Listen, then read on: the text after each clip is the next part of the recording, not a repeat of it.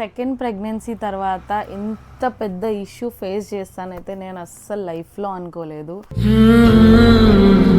అంటే నా చేతులకు సర్జరీ చేయాల్సి వస్తుంది, అలాంటి సిచ్యువేషన్ వస్తుందని మాత్రం అసలు నేను ఊహించుకోలేను కూడా. ఏ పని చేయరాకుండా నాకు నా చేతులు కట్టేసినట్టు అయిపోయింది కంప్లీట్గా.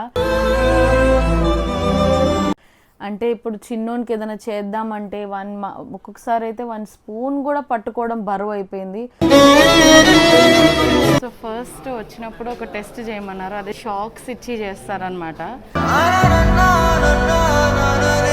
దీనికంటే ఎక్కువ అగ్రివేట్ అయితే the most severe is surgery.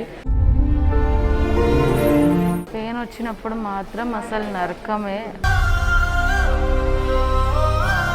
అంటే అది తట్టుకోలేము ఆ పెయిన్. ఇంకా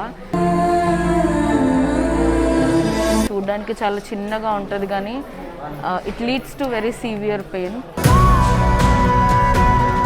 ఎక్సర్సైజ్ చేసినందుకు ఇంకెక్కువ పెయిన్ పెరిగిపోయింది అని.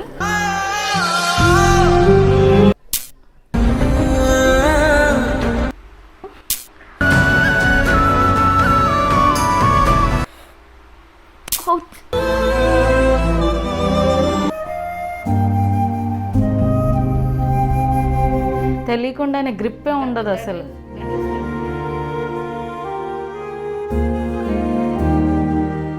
మేడం ఏం చెప్పారంటే ఇది చాలా సివియర్ గా మనం లైట్ తీసుకుంటే ఏమైపోతుంది అంటే కొన్ని రోజులైన తర్వాత ఈ థంబ్ అనేది కూడా పనిచేయదంట. తనకు పెయిన్ అయినప్పుడు తన ఫేజ్ లో ఉన్నప్పుడు తను పడే బాధ ఏందో నేను నా కళ్ళారా చూసిన.